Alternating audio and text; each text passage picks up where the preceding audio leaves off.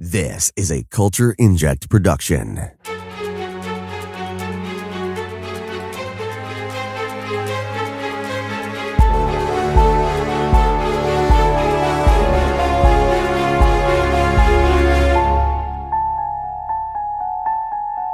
Hello everyone, I'm Taheg, and this is the Neverscast, a podcast dedicated to the discussion and dissection of every episode of upcoming HBO series, The Nevers, from writer-director, nerd god, Joss Whedon.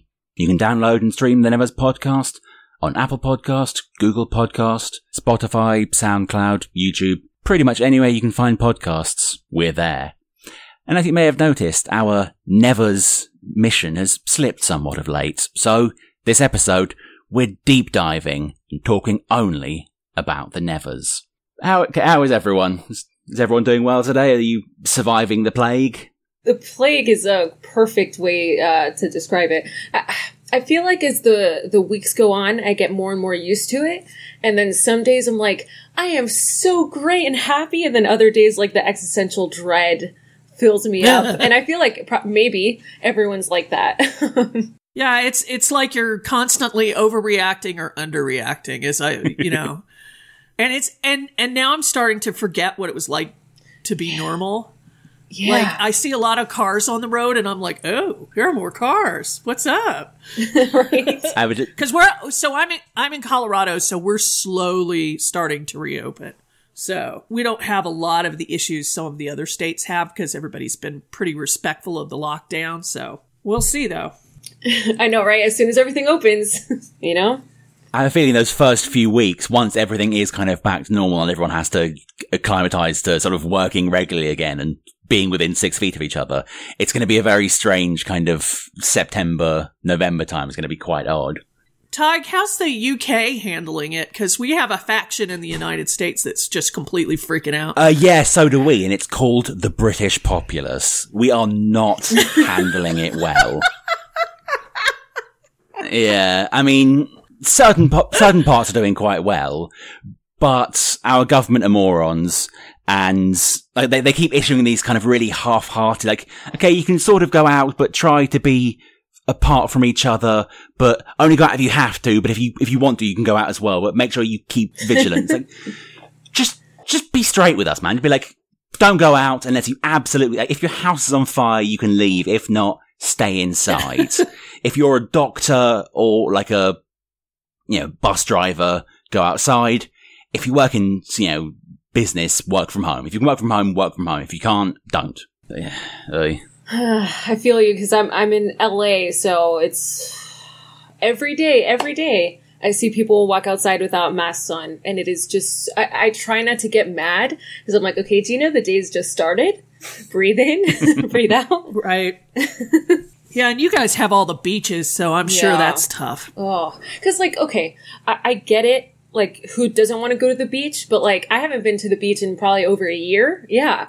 And I only go once a year, so like, come on, people. Like, people are dying. Like, I know it sucks that we can't go outside, but don't think about yourself. Yeah, I think if we could just kind of get everyone to stay inside for like a month, we'd be okay. But it's actually managing to get everyone to like really only leave if they absolutely have to. It's not going to happen. But, well, some people have likened having to wear a mask to having their rights, their constitutional rights in the U.S.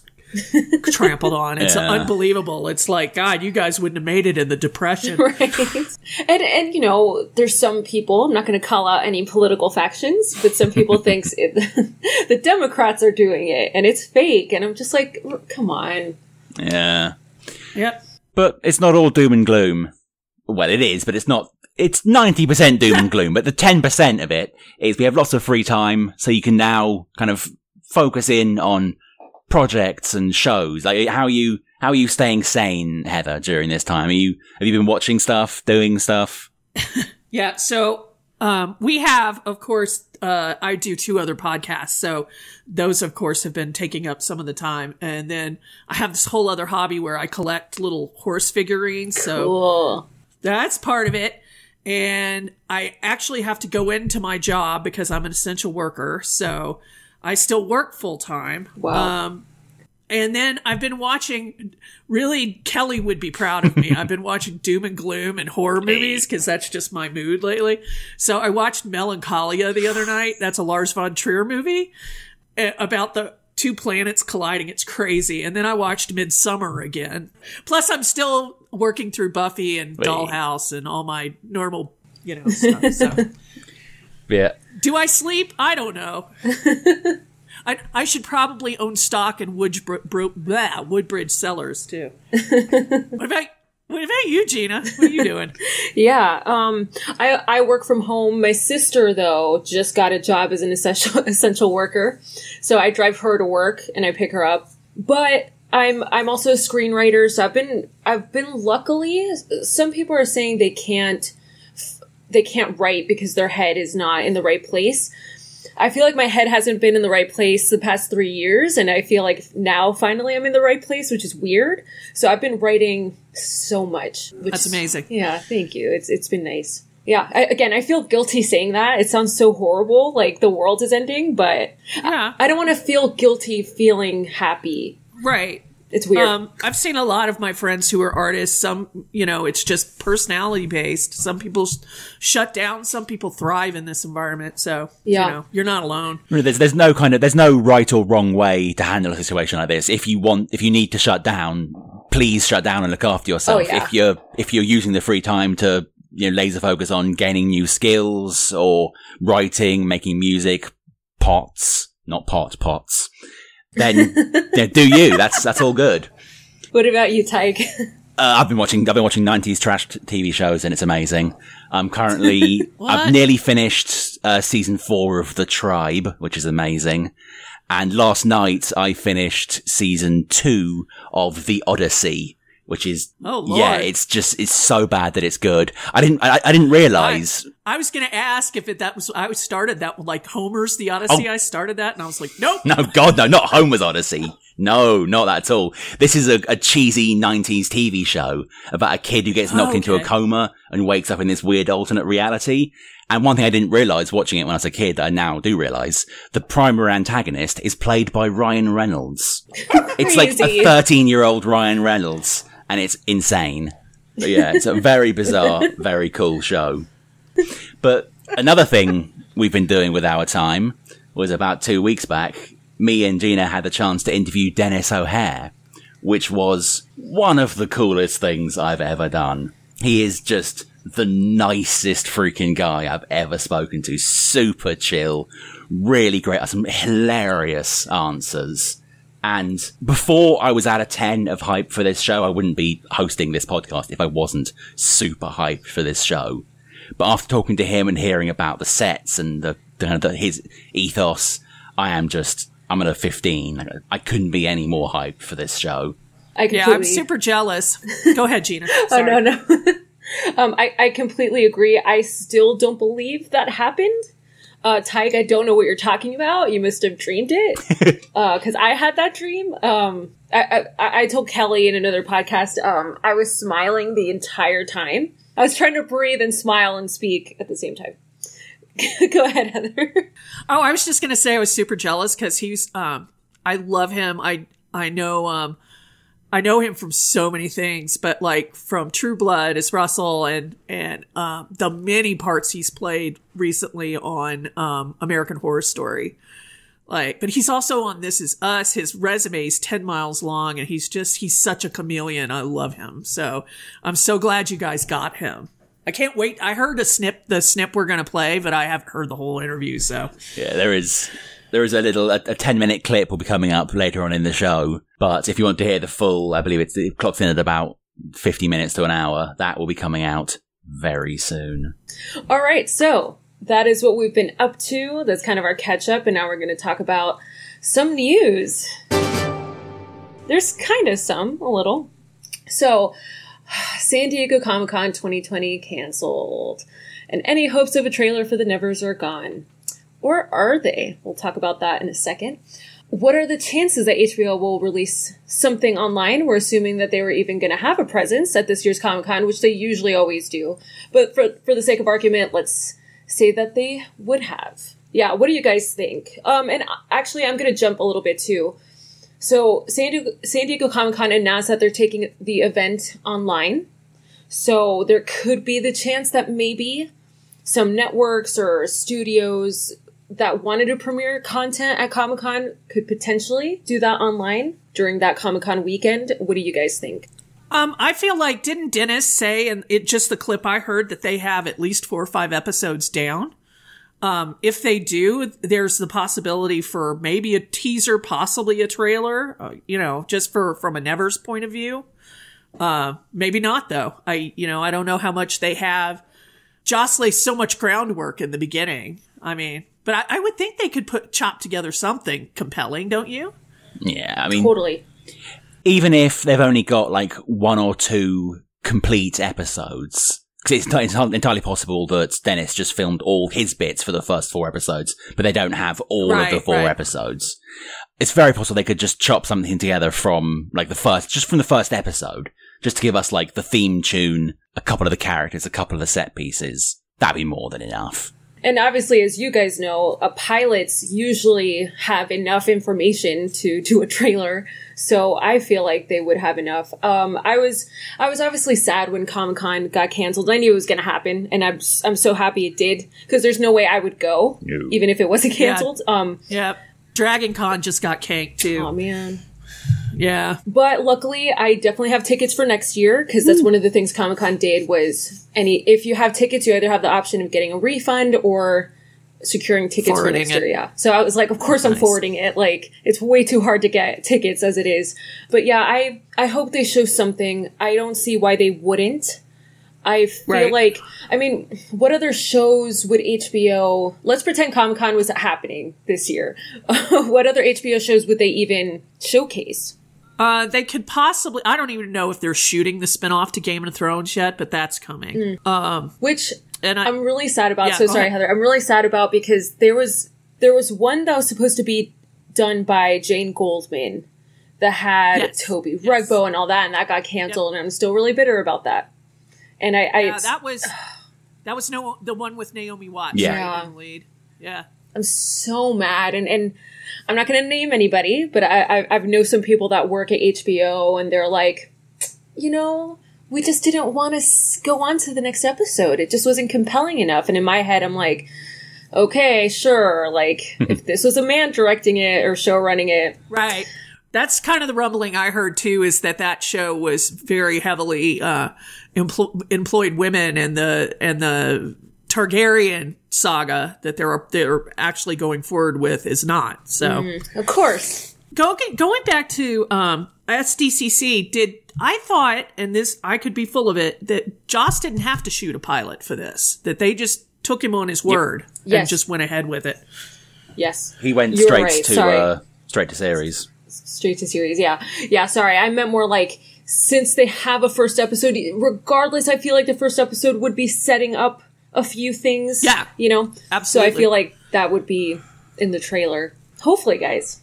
Wait. Westworld. Yeah, any other HBO shows that they would... Westworld is just finished its season, so I doubt they're going to have anything to show. So they Westworld just finished. Westworld just finished. Now they're picked up for their next season, but they wouldn't even be... They're probably not even writing at this point. They're probably still on staycation. Yeah, so I feel like if HBO does want to release something, in my opinion, I'm biased, but I feel like the Nevers would be something they would showcase. Well, clearly that's going to be their Sunday night flagship, to replace Game of Thrones. I mean, or, either spring or fall is usually when they go with the blockbuster shows, so... Judging by what Dennis was saying and what you'll hear later, they are really throwing their full weight behind this show. Yeah. I can't see them building it up as much as they have and then kind of softballing the release. They are going to be pushing this show as hard as they possibly can. Later season, not even early seasons of Game of Thrones where they weren't quite sure if it was going to work. I'm talking late seasons. They know they're onto a good thing. That level of push. Well, and they pulled so many people, you know, from Game of Thrones to do the sets, to do the costuming, to do, you know, stuff like that. So, I mean, they're super experienced people. HBO's, you know, aware of these folks and their work. So, yeah, I mean, I think they're throwing everything at it.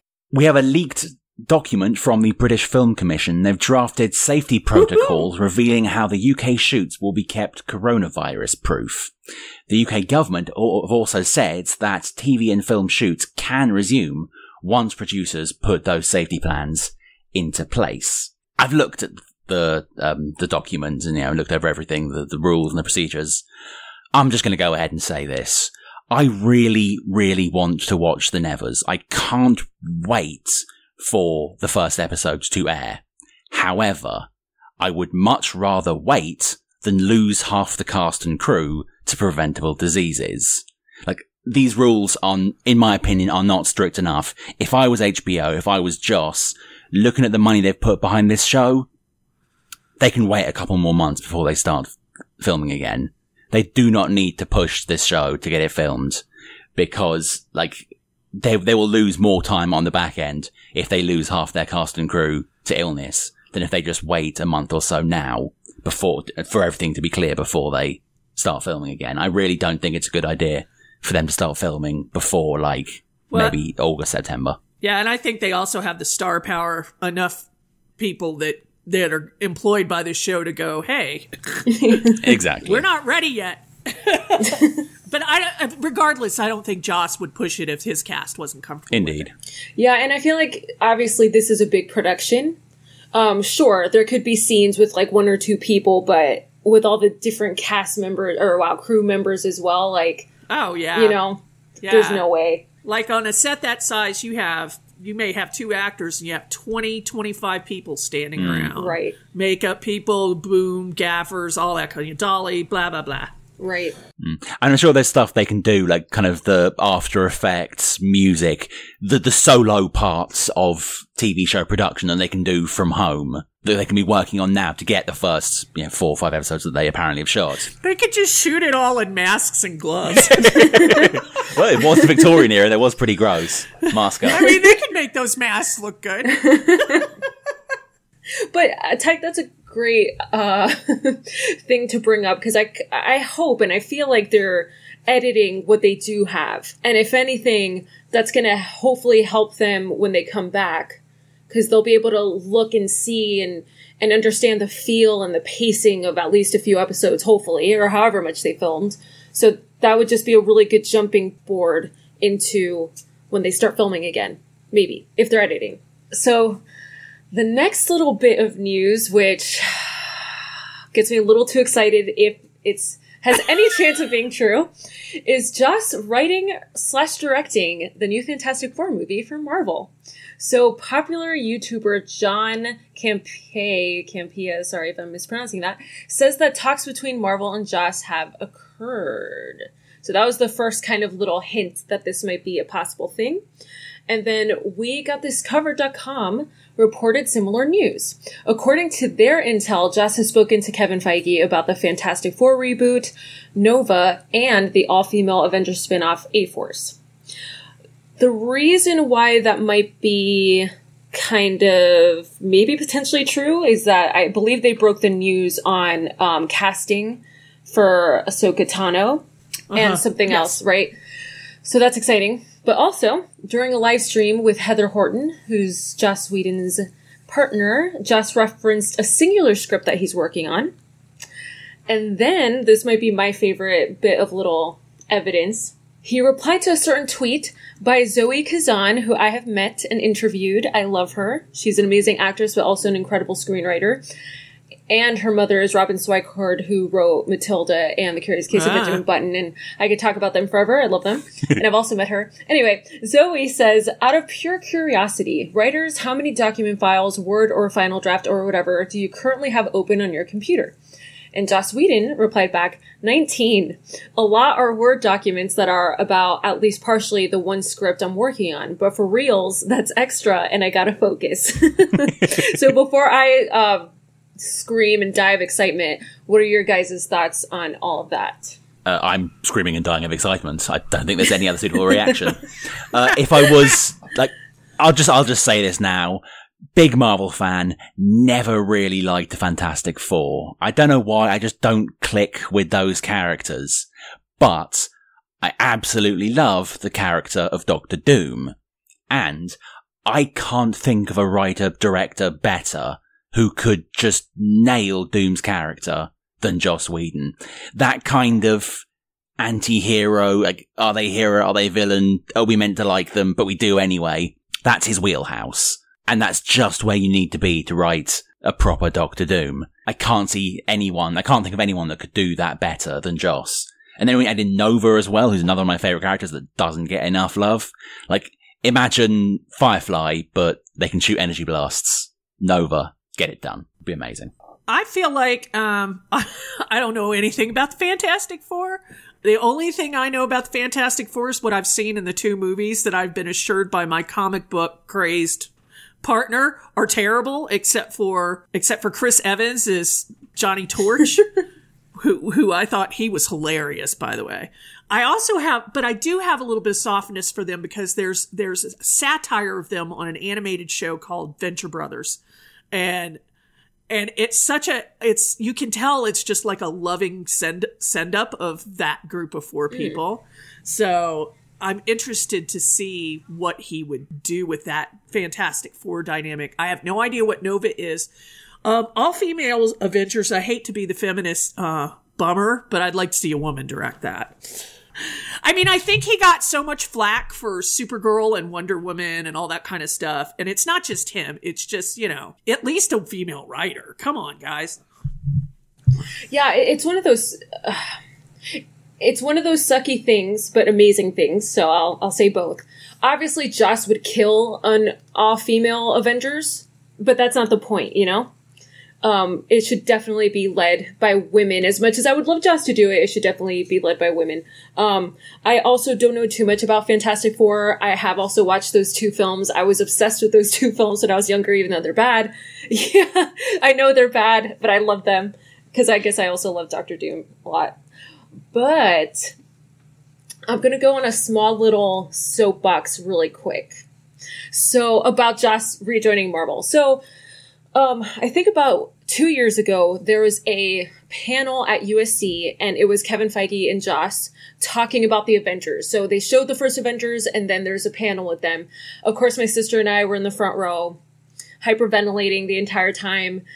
And the way Joss and Kevin talked, obviously it was just all fondness and happiness and respect. Because so many people think after Age of Ultron, like, Joss hates Marvel and he would never go back to them. But the way they were talking, it was honestly like 2 really, really close friends that have nothing but love and respect for each other. So I always thought after Age of Ultron, but especially after that panel, I'm like, there's no way Joss isn't going to do more Marvel. There's no way.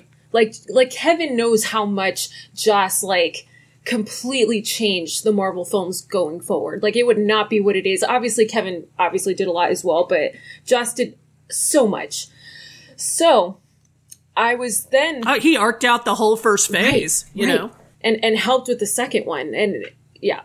So, I was kind of doing some research about that time, and I remembered there's this article from Vanity Fair that they changed. So Kevin Feige reported to Isaac Ike Perlmutter, who was a CEO of Marvel Entertainment, but he has since left Marvel Entertainment. So Kevin now reports to different people.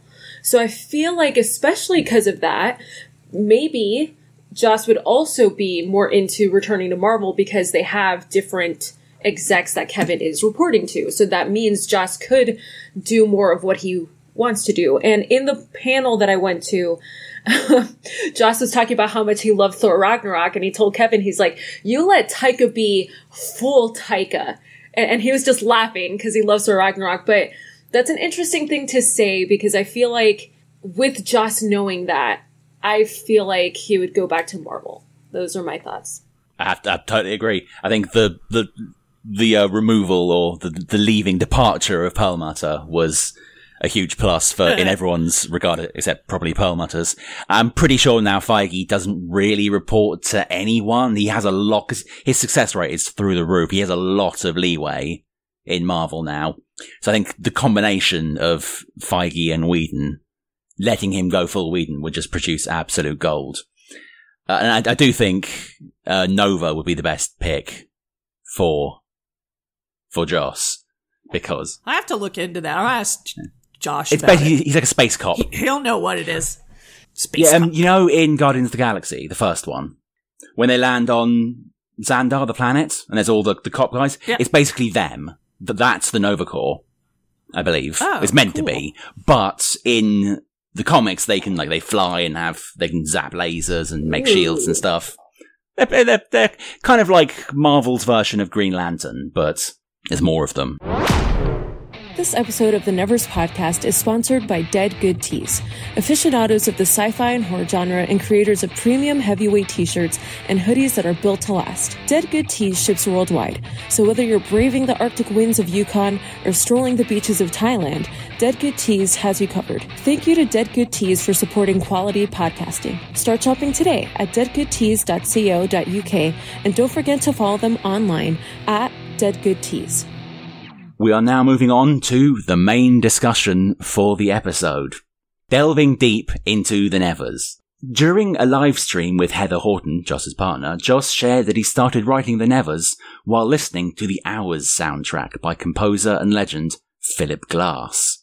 Now, this may seem like a fairly inconsequential detail, but you have to think, I don't know about the Great One, I don't know about Joss, but for me, when I'm writing, what I listen to absolutely influences what ends up on the page. If I'm writing a scary or angry scene, I throw on some thrash and it really kind of changes the end product.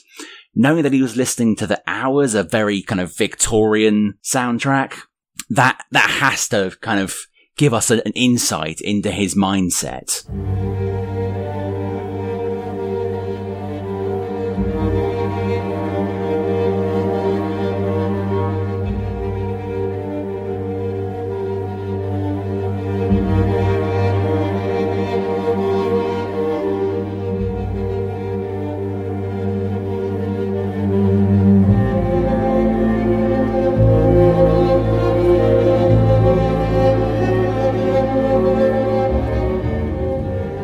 I know, Gina, you're a screenwriter. Would you agree that what you listen to really reflects what ends up on the page? And what do you think we'd see if he's listening to the Hours while he writes? Yeah, that's a really, it's a really fascinating thing, because when I first started writing, I didn't listen to music because it was way too distracting. And then I was like, wait a minute, let me listen to soundtracks that don't have lyrics. That way because I'm a singer as well. So if I have lyrics, I start singing and I'm like, no, I'm supposed to be writing. So yeah, lately, when I was writing a Vincent Van Gogh script, I listened to dark classical music. And that obviously helps, and that obviously sets the tone, because in a way, and I'm sure you guys would think this as well, it's like it's the soundtrack to the scene that you're writing. But it also just gets you in the headspace, in the mindset. I haven't listened to the Hours soundtrack in a long time, but from what I can remember about that film, I mean, that's exciting. I feel like maybe it's going to be maybe the Nevers is going to be a little bit creepier than we think, because he listened to the Hours, which, hey, I'm all about. I'm all about creepy. Can we just shout out Heather Horton for a minute? You guys have seen her paintings, yes. Right? His partner, oh, God, I love her work. I want to buy something from hers, but I feel like I'm not wealthy. Maybe if the podcast takes off and we get picked up, we get sponsored by HBO, we can throw some of that sponsorship money into buying a couple of Heather Horton pictures. Get a Horton original. Oh, see, you have to put the dream out there. Yeah. I mean, I think obviously, I've heard a ton of writers talk about how they get in their headspace, and music is a huge one of way to do it.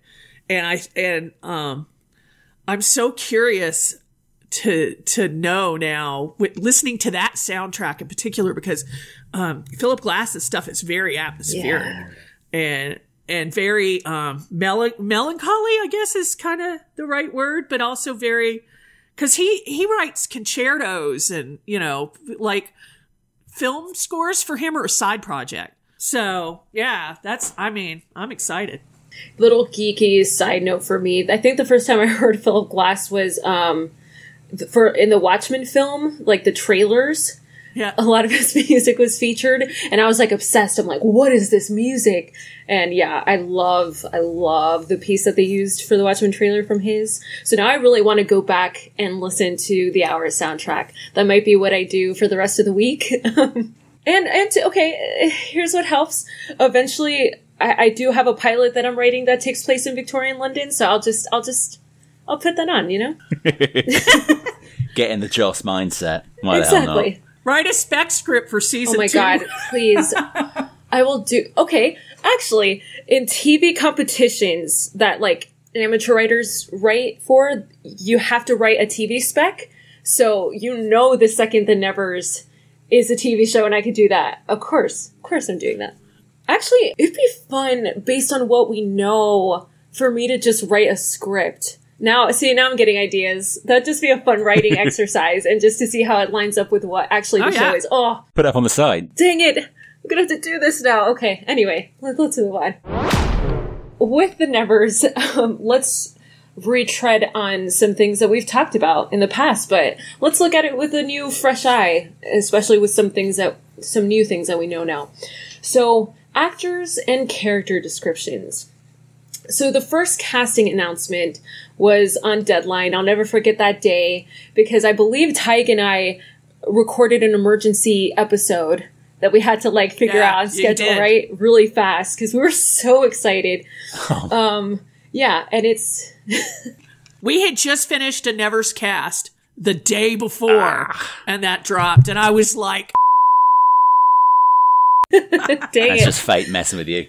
I've got to say, I've had a lot of really proud moments so far on this podcast, but I still definitely top 3, possibly number 1, is getting that first casting podcast out, seeing the news of the casting being revealed, getting it recorded, edited, and uploaded in less than 24 hours. Like, that's awesome. High fives to everyone that was involved in that because right. We were really working our little socks off there. And I still maintain it's just like it doesn't feel like a rushed podcast. It's a solid episode. So we didn't slack. No, I've listened to that one. It sounded great. You guys sounded completely prepared. We weren't. Amazing, yeah. For 24 hours, you know what I mean? Like amazing. And I feel like that's how we're all going to feel like when the show finally airs. Like, the episode's going to drop, and then we're going to have to try to figure out a fast way to record a podcast and put it out there, you know? So that was a little... We thought maybe we'd do, like, a first look, like a short show, and then do a more analytic show later in the week. Yeah. But we don't know yet. That's what we're thinking of doing, too. Because awesome. Again, we're going to have to get our thoughts out, you know? Yeah. I believe the idea was to have an initial kind of... Holy crap, what did we just watch? That was amazing. Kind of a short nerd out podcast released hopefully like within sort of 24 hours. And then a longer kind of more sort of in-depth, what do we think this means podcast a few days later. It's the way I've seen it work for a lot of other shows. And it gives you that good mix of kind of initial reaction and then also kind of measured analysis, which you do kind of need. And you guys know I'm going to be rewatching the episodes like at least 5 times before we record the second episode. So at least 5 times. Do what you got to do. Be prepared. Exactly. So let's quickly talk about that first article that was released. Oh, just looking at it makes me so sentimental. It was published in July 30th, 2019. So the beginning of the article says, HBO is rounding up cast for The Nevers. It's straight-to-series drama from the Buffy the Vampire Slayer creator, Joss Whedon, joining lead Laura Donnelly, which was actually really announced first, are Olivia Williams, yay, James Norton, yay, Tom Riley, Anne Skelly, Ben Chaplin, Pip Torrens, Zachary Momo, Amy Manson, Nick Frost, Rochelle Neal, Eleanor Tomlinson, and Denis O'Hare. Friend of the podcast, Denis O'Hare. Friend of the podcast. Oh, single cheer. So, were you guys familiar with the actors beforehand? Were there any actors that you were super excited about? I know we kind of cheered when I listed that out, but what were your guys' initial thoughts on this initial cast announcement? So obviously, we all know Olivia Williams because we all watched Dollhouse, right? I did not know. I was not familiar with Laura Donnelly, or I kind of sideways knew James Norton. I didn't know Tom Riley, Ann Skelly. Ben Chaplin I'm really familiar with because he was kind of big in the 90s. He did The Truth About Cats and Dogs and Washington Park, and they were trying to launch him kind of as a British sex symbol. So Pip Torrens, I don't know. Zach Momo, I don't know. Amy Manson, Nick Frost, I know really well. Rochelle Neal, no. Eleanor Tomlinson, I know from Poldark, and Denis O'Hare, of course. What about you, Taheg?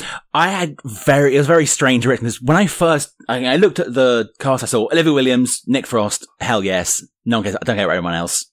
Moving on. But then as I was madly prepping for that first casting cast, I was actually looking through all of their IMDb pages and kind of looking for things to latch onto. And it was only doing that I realized just how many of these people I know and just how amazing they all are. I was a huge fan of Torchwood, and although she wasn't in it a huge amount, Amy Manson was great in that. And then I briefly watched Poldark because the people I was living with at the time were in love with Aiden, whatever he's called. And so I was forced to watch it because of that. And then when I saw Denis O'Hare, I was like, oh my God, they've cast Russell Edgington. And that's when I just, my brain completely left my body and I had an out-of-body experience. Oh, I have a go back on Pip Torrens. I knew him from The Crown. He played Tommy Lascelles on The Crown. I still haven't seen that. Like the big advisor to the Queen. I keep thinking I should watch that, but I haven't got around to it. But no, yeah, so my initial reaction to this first wave of casting was hell yes. I was at about a kind of 6 or 7 of hype before that, and that just shot me up to an absolute 10. Like, that was the point when I was like, yeah, I am 1,000% in for this show. I don't need to know any other information. I know we've got Joss Whedon, we've got frickin' Jane Espenson, Doug Petrie, and now this cast. Right. Forget about it. I'm in. I'm done.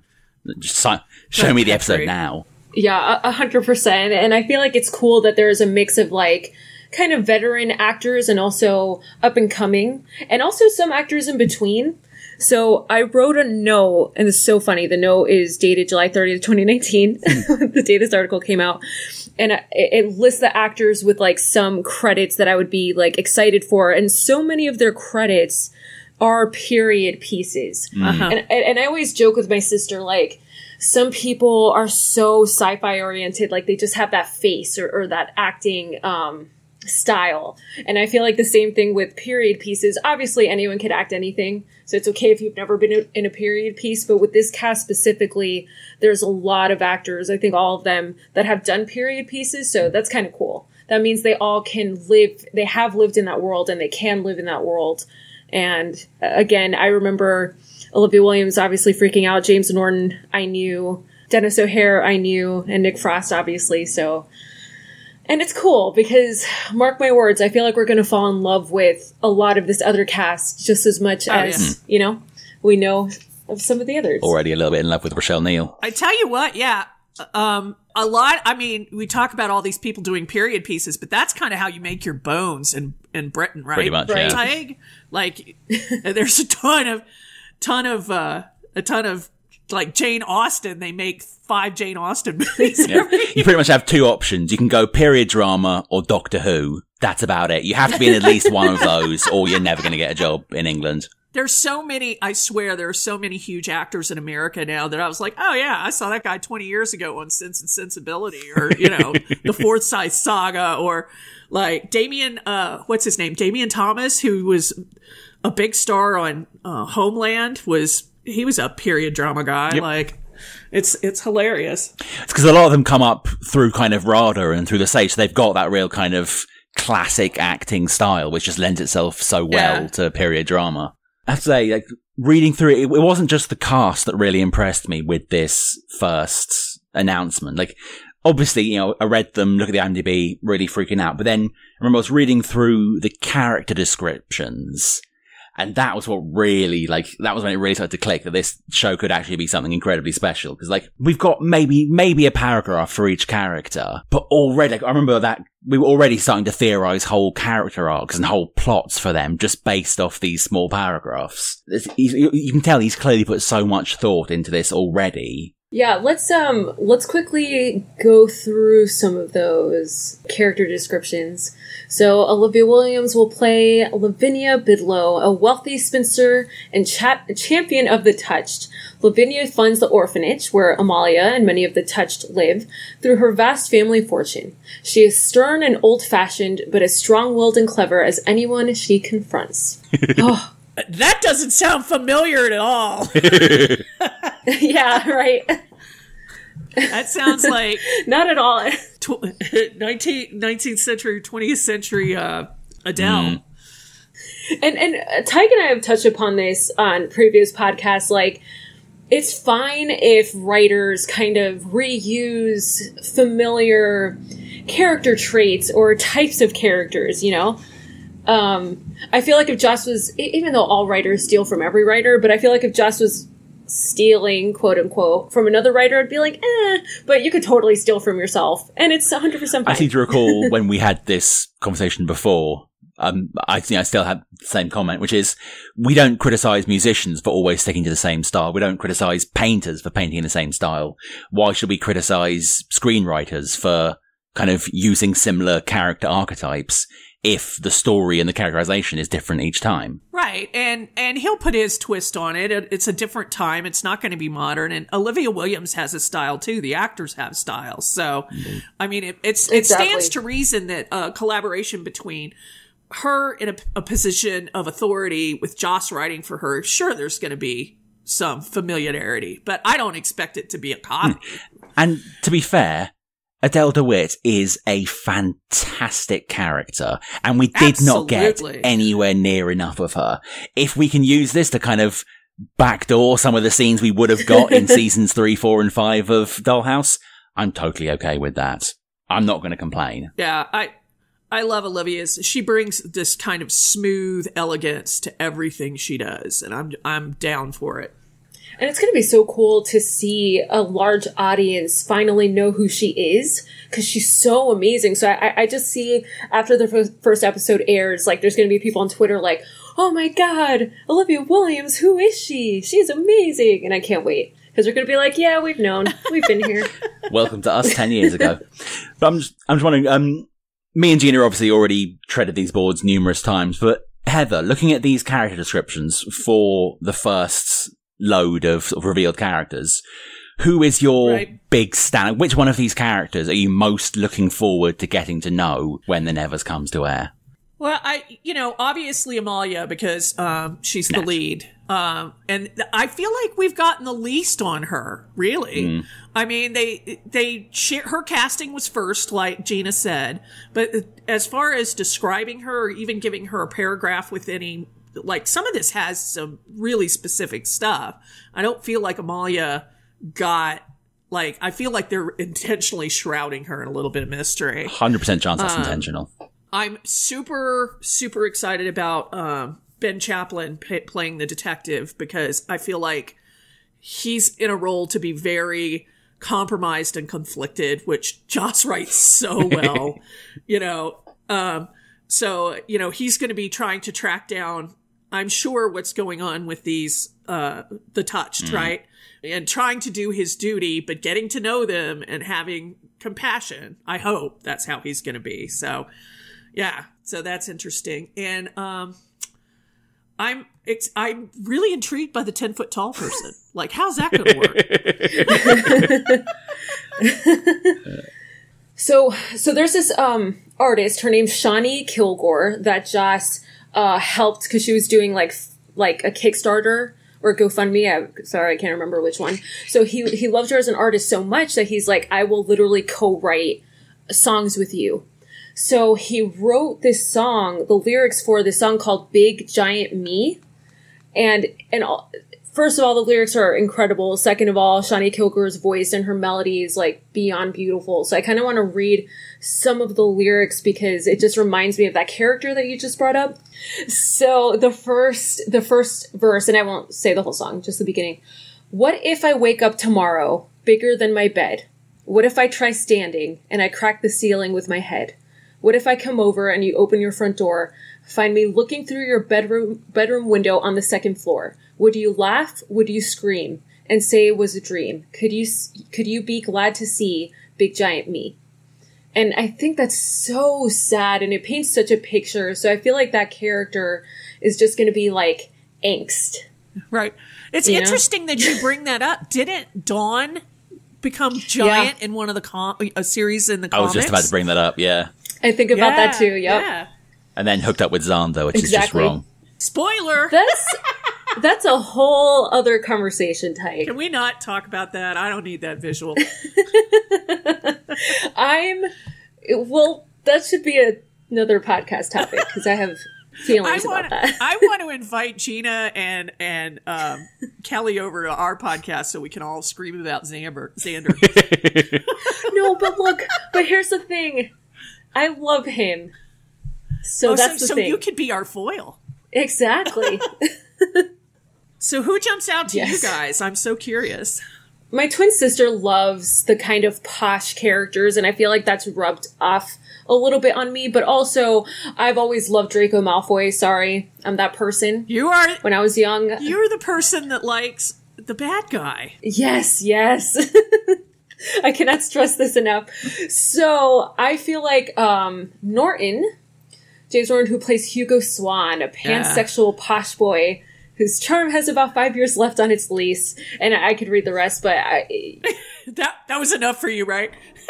yeah, that was enough for me. And the fact that he's pansexual, like, we don't get enough representation on pansexual characters. You could literally go on Wikipedia if you Google pansexual characters, and you could see a list, and you could scroll for like 2 seconds and see how many pansexual characters there exist in like TV and film. So like the fact that the Nevers has one when it takes place in, the 1800s, late 1800s, that's like amazing. So that's the one that jumped out at me. Good call. But yeah, it'll come as no surprise to anyone that the one that jumped out at me was Nick Frost's character, not just because played by Nick Frost, but also when this came out, I'd just seen the last season of Into the Badlands, where he was playing a character that was quite similar to the one he's going to be playing in this. So in the same way that Lavinia Bidlow is kind of a backdoor for more Adele DeWitt, it kind of feels like this character, the Beggar King, is kind of a backdoor for more Baji. So I'm all going, especially if he puts a bit of his kung fu into practice, because he was throwing hands pretty well in that show. When I first read these descriptions, Frost's character just immediately hit me over the head with Badger, because Badger was such a Victorian character sort of in the first place. But I think he will be much smarter and more elevated in his criminal activity than Badger. Badger was kind of a fop, if you will. I have a distinct suspicion that the Beggar King will be who Badger thinks he is. Beggar King actually has the power that Badger just pretends that he has to make himself feel better. Right. So that was the first round of casting, and then the second round of casting was 6 new cast members, and we'll quickly just talk about this and which characters stood out for us. But joining the cast was, and I'm so sorry if I mispronounce names, Kieran Sonia Suar, Elizabeth Barrington, oh, I love her, Ella Smith, Viola Pretigen, Anna Devlin, and Martin Ford.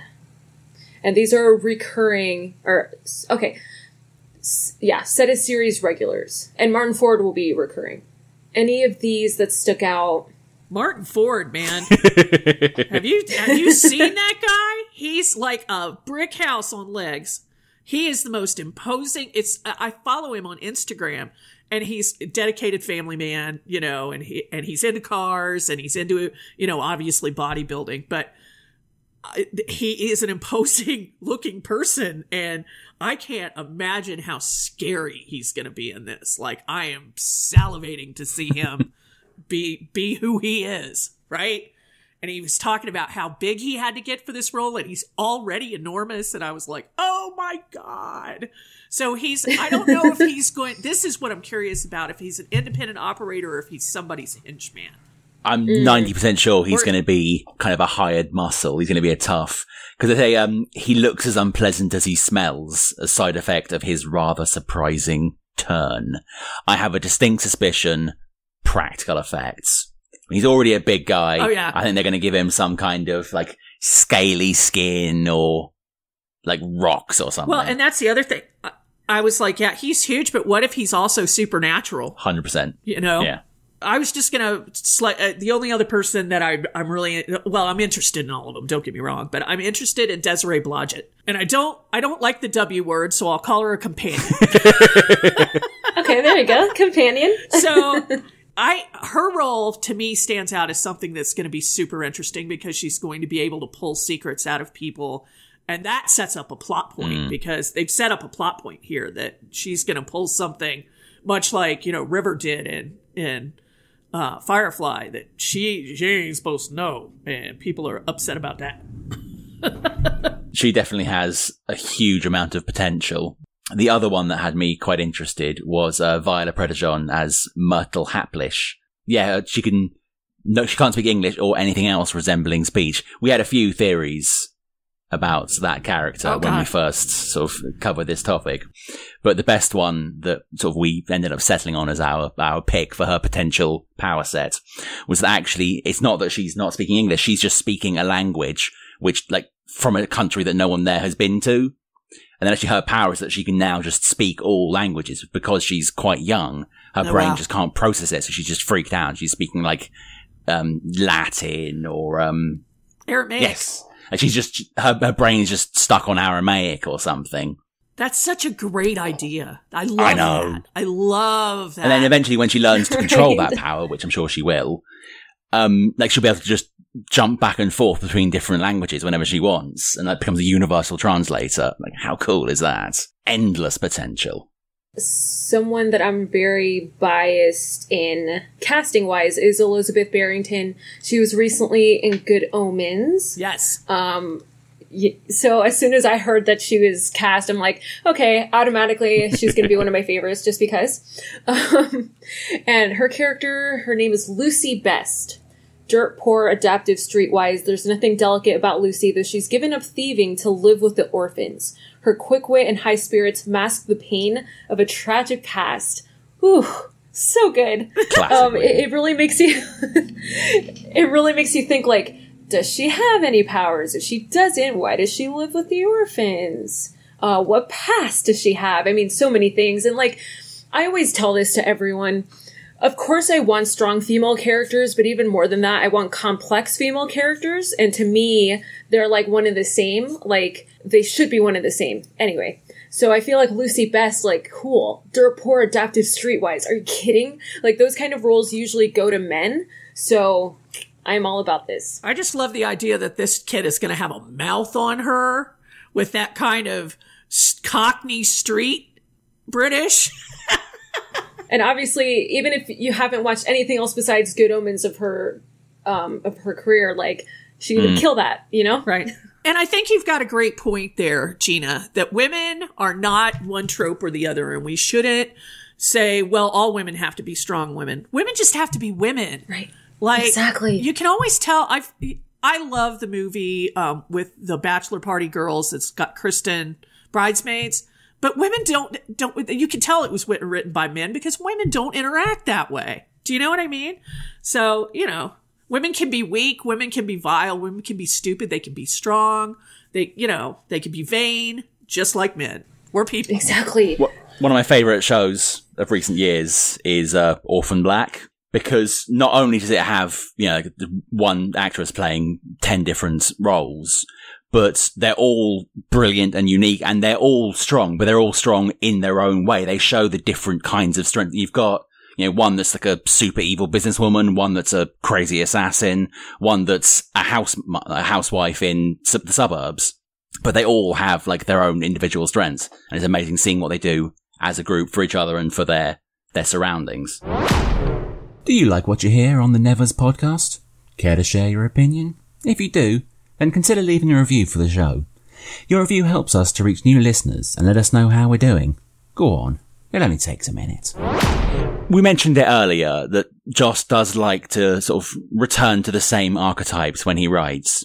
So what we're going to do now is try and pair up characters from what we know of the characters in the Nevers with who we think their nearest sort of Whedon-verse alternates might be. We've already discovered, we've already covered the Adele DeWitt connection.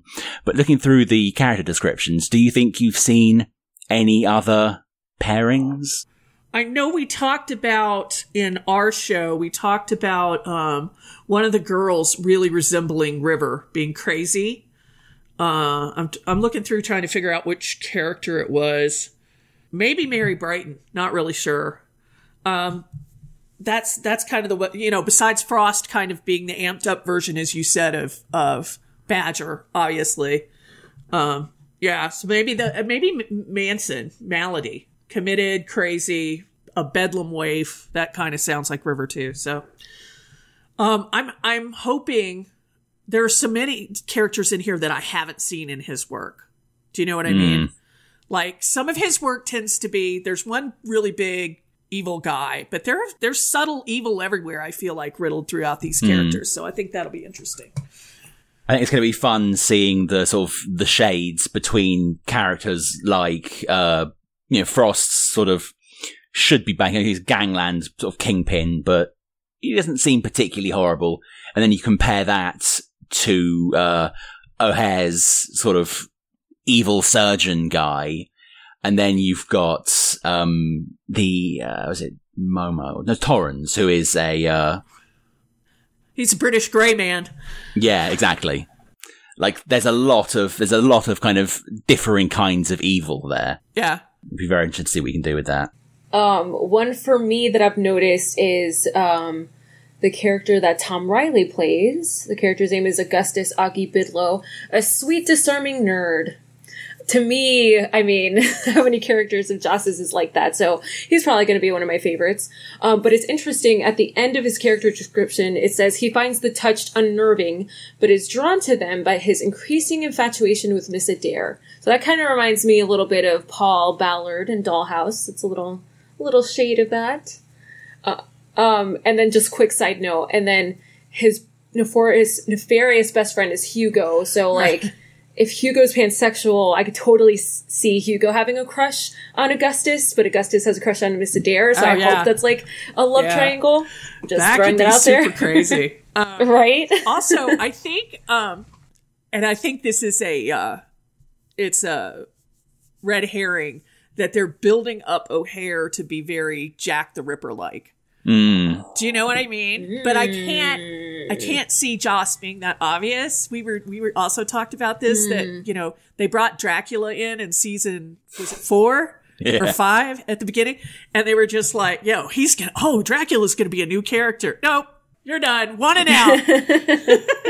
I can definitely see them kind of strongly hinting that O'Hare is sort of like, maybe not even Jack, but kind of going for like a resurrectionist, Burke and Hare type route.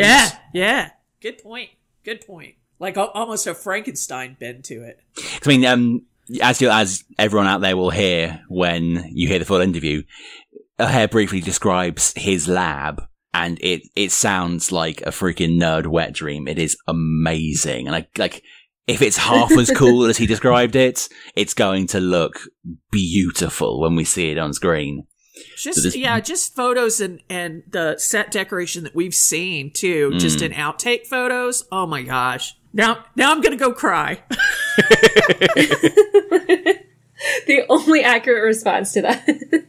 Another character that obviously reminds me of one is Devlin as Primrose Chataway, the 16-year-old who's the giant. Very Don-like, literally. Which, again, Taheg and Kelly know this. I usually play devil's advocate. I personally love Dawn. Sorry. So, however, maybe this character more people will like. Maybe, even though I don't think Joss needs to learn anything from Dawn, but maybe things that he might have learned from Dawn he'll put into this character. And maybe she'll be more likable, even though I love Dawn. Hopefully the first thing he learns is casting a better actress. Well, ooh. Sorry, I couldn't. Ouch! Yeah. So here's my little tiny soapbox about that. I remember people just being awful, even in screenings to Once More with Feeling, screaming, "Shut up, Dawn," and all this kind of stuff. Every character, whether I like them or not, is immaterial. The part of the genius was Buffy that every character fulfilled their role, I felt like, for the most part, beautifully. And Dawn was there to be annoying. You know, you weren't supposed to love her. You were supposed to be annoyed by her while Buffy was trying to find this higher plane. And all of a sudden she had this little sister who not only was a total brat, but wasn't even really your sister, right? So, and Buffy's, you know, her destiny, you know, she protected her anyway. And I feel like that was such a brilliant play on, you know, even though Dawn's a pain in the butt, she's still, to Buffy, she was still human. So, you know, and her sister, so she, you know, protected her. Like, and preach it to the end. Like, you know, who can't stand their little sister when they're that age? I had a little sister. I wanted to strangle her. It's going to be funny if people watch The Nevers the first season and they're like, this is the best thing ever. Let me go rewatch, or let me watch for the first time any of Joss's stuff.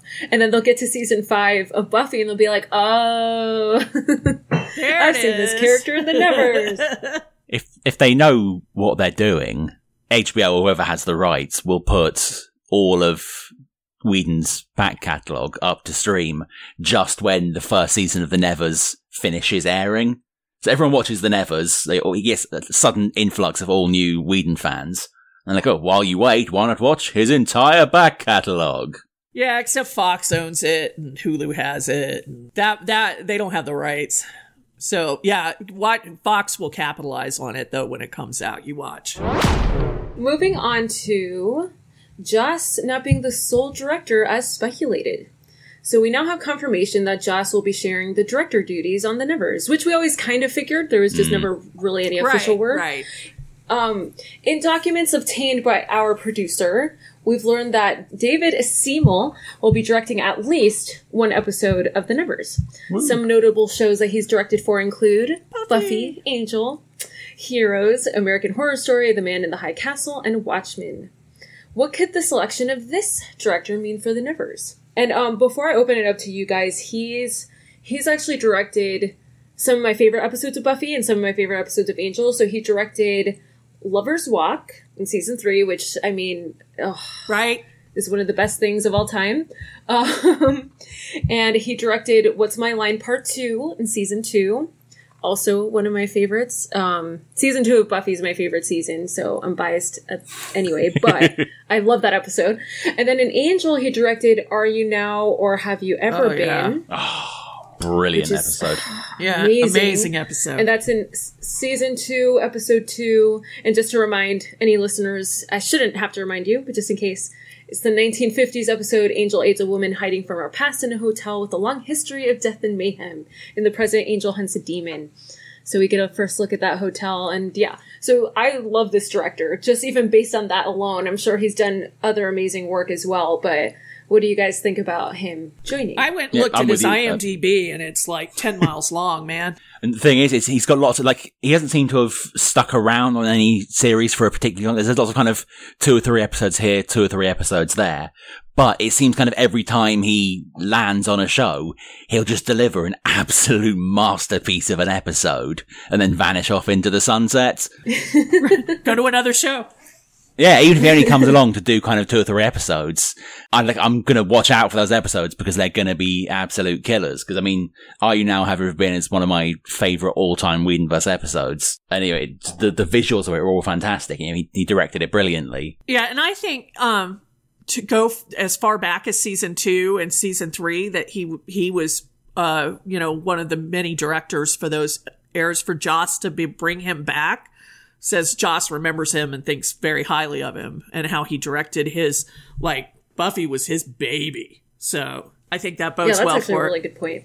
Because, you know, you saw directors every once in a while come in, do one show, and you never heard from them again. And then he did through season 2 and 3, but other directors like him, you know, came back and kept doing episodes. So that's exciting to me. Yeah, and anytime there's a new Whedonverse addition to the Nevers, it just feels great. It feels like we're getting the gang back together. It feels like a family. So that's really cool. Even if he'd never directed on Buffy and Angel, just because of his resume, I'd be excited, but... So can I tell you all a tiny little kind of hope I have? Always. So Joss has been in the UK, obviously, right? Shooting the show. And I've noticed that there's been a lot of crosstalk between him and Neil Gaiman. I know. And I'm just going, come on. You got to have him write an episode or direct an episode or do something. I mean, I'm not saying anything, and I'm not, but Neil did recently earn himself a little bit of ire by, like, last week, flying back from, I believe, Australia, where he was, New Zealand, to Scotland. So, I mean, he is now he's in the UK, just in time for restrictions to relax and for the Nevers possibly to be moving towards starting filming again. So, I mean, Joss is here, Neil's here, they're working on the back half of the season. Okay. Just saying. I would die. I would literally run out in the street in front of a truck. In my excitement. And die. How can you not, like, Coraline is my chicken soup movie. Like, whenever I'm feeling down, I watch Coraline. I know that sounds bizarre, but I love that movie. Speaking of being ridiculously hyped for upcoming Nevers stuff, we recently had the amazing honor and, out-of-body experience to interview Emmy-nominated, Tony Award-winning actor Denis O'Hare, who we will all be soon getting to know and more than likely loathe as Dr. Edmund Haig. We managed to talk to him for about an hour, and we discussed everything from his upbringing, his career, his personal politics, and, of course, the Nevers. So, because we're just that nice, we're going to share with you a small segment of that amazing interview and our questions about the Nevers. So, brace yourselves, Neverites. What you're about to hear is going to dial your excitement up to 11. It is going to break your brain. If you have any plans to go to sleep in the next 3 or 4 hours, maybe listen to this tomorrow, because you are not going to be able to sleep after this. So, I'll probably overhype that a little bit too much, but without further ado, Mr. Denis O'Hare. So, you're living in France right now. It's just a 2-hour Eurostar ride away from us here in London, where Joss Whedon is not currently, but has been recently. Hopefully you'll be resuming sooner rather than later filming on the Nevers. We'd be remiss not to mention that you've been cast as Dr. Edmund Haig in the Nevers, described as a gifted American surgeon who uses his skills in the coldest and most brutal way, but all in the name of progress, of course. Do you get a kick out of playing these sort of uber-villainous characters like Edmund Haig, or, of course, Russell Edgington from True Blood, who was fantastically evil? I do. They're operatic in that way. Joss's writing is so beautiful and so detailed and so specific and so, crazy and psychotic. I adore it so much. I think I shot 4 or 5 episodes, maybe 4. And, I had the best time doing it. Not only is the world that we're inhabiting amazing, but the physical sets that we're inhabiting are amazing. What we're asked to do is amazing. And nothing is simple. The characters all seem like they are one thing on the surface, but they all have layers and layers and layers. And I love that about any show, is where you get to discover that. And who I thought he was in the first episode is not who he was in the second episode. Dr. Edmund Haig is also a very complicated character, and I can't really get into that. But let's just say there are levels and levels and levels. Excellent. You're making me very, very excited to hear that, because I have to say I was a big fan of True Blood, and particularly of your character, who was one of my, you and Eric Northman were my two absolute favourite characters from that show. I actually had to invent a new word for that show to describe your roles, which was grossome, which is when a scene is massively gross, but also undeniably awesome. No, I love that character so much, Russell Edgington. And again, another one who I thought, in the books, he was one thing, and I thought he was actually poorly drawn in the books. And I don't mean as a criticism, I just mean that he wasn't a valued character. And Alan Ball and the writers really knew how to run with him in a great way. And, we were very close to the writers in that one, and we felt like we knew them in a way that I've never felt that until someone like Joss, obviously, because he writes everything. But the writers in True Blood, there's a room of them, 6 or 7, and it was really amazing to have that relationship. I really felt this understanding of that relationship, and each one had a different style, and each one had a different understanding of the character. And my favorite writer in that group, too, Nancy Oliver and Alex Wu. And Alex Wu was the one who, wrote the crazy speech for the newscaster when Russell pulled the sign out of the newscaster. Yes. Unbelievable stuff. I loved it so much. So how did the role in the Nevers come to you? Did your agent bring it to you? Did Joss reach out to you personally? How did you get involved, and did you have to audition for it? I will have to thank Olivia Williams for the part, because Olivia and I were doing Tartuffe at the National in January of 2019, I guess it was. And Olivia, it was like, I think our first preview, we were warming up, and she said, "I just got you a job." And I said, "What?" She goes, "No, I was talking to Joss Whedon about you, and he said, 'Oh my God, what a great idea. What a great idea.'" And she goes, "I got you a job." I said, "Well, how much do I owe you?" And then, Nina Gold, who's the casting director, who is just one of the great casting directors of all time, asked me to come in and meet with Joss. And I did. I had an amazing conversation with him where we talked about books and sci-fi and everything. And then it wasn't too long after that they made the offer. But so Olivia Williams. Yep, Olivia Williams. Yep. As if we needed more reason to love Olivia Williams. Exactly, another reason to love her. The Nevers is being billed as epic sci-fi drama, which is 3 of my favourite words in the world put together. Some of your fellow actors on the show, Anne Skelly, Ella Smith, and particular favourite of mine, Nick Frost, have alluded to the scale of the production as being really quite large. HBO really seems to be throwing their money behind the series. Do you get a sense when you're on set of just the size and the scope of the production? Like, does it feel grand when you're on set? It does. I mean, the actual, I've walked around a bunch of the sets, and the sets are, gorgeous, unbelievably gorgeous. It's Victorian. The detail. I have a lab. My lab, you could just spend hours in that thing. And I did actually walk around and trying to see everything. The weird contraptions that buzz and saw that actually work. You can actually use them. You could hack someone's limb off. Not that I would. Things that bubble, weird enamel sinks, beautiful 19th century enamel sinks, a police station, just these amazing sets. The detail is just crazy. And then there's another set which I can't really talk about, but it is a massive creation on multi levels, which I get to inhabit with a real working elevator. It's a pretty extraordinary world. They're also doing a lot of stuff outside with using London as a backdrop, the gorgeousness of London, and lots and lots and lots of people who populate this. Some huge set pieces, some huge events that will just be phenomenal. It really is grand. Grand is the best word.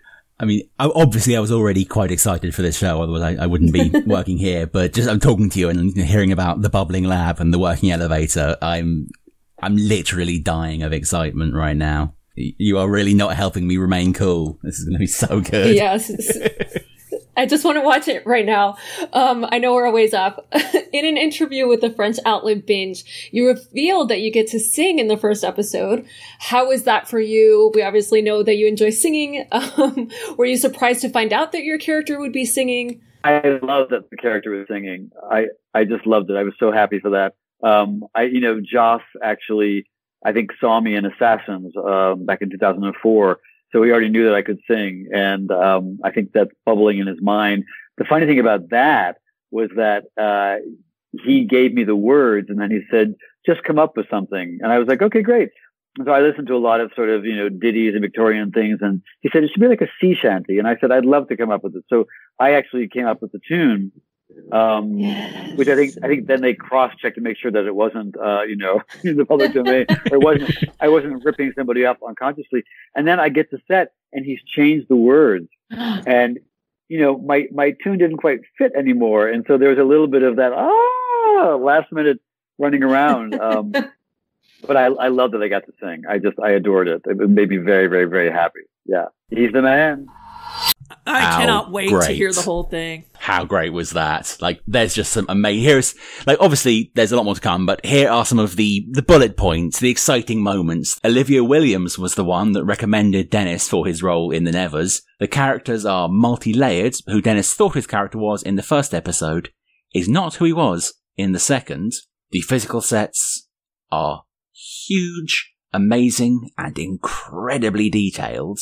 As I mentioned before, his character has a freaking lab with actual lab equipment and bubbly things and a freaking elevator.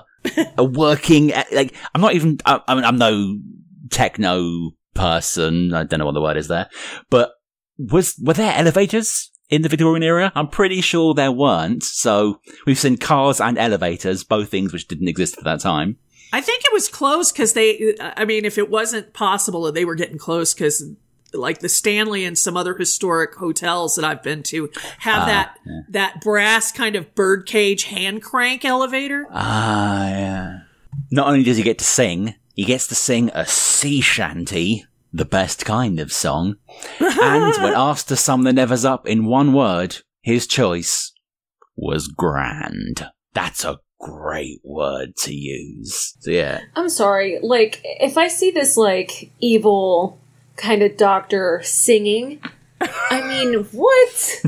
How cool is that? A sea chanty, too. Like, what? Oh, right? He was quite cagey about that. the details of the scene, but I don't know, I just had this image of him standing there, singing slightly discordantly, this very upbeat kind of yo-ho-ho in a barrel of rum sea shanty, as he's just hacking away at a corpse. Yes. Like, we know he's going to be singing something upbeat, and he's going to be doing something horrible. Because that's Joss, and that's what he does. We also talked about, if you look at the casting on the first show in IMDb, there's a theater component to how the casting looks. So we wonder if it's going to open on an opera or a musical or something like that.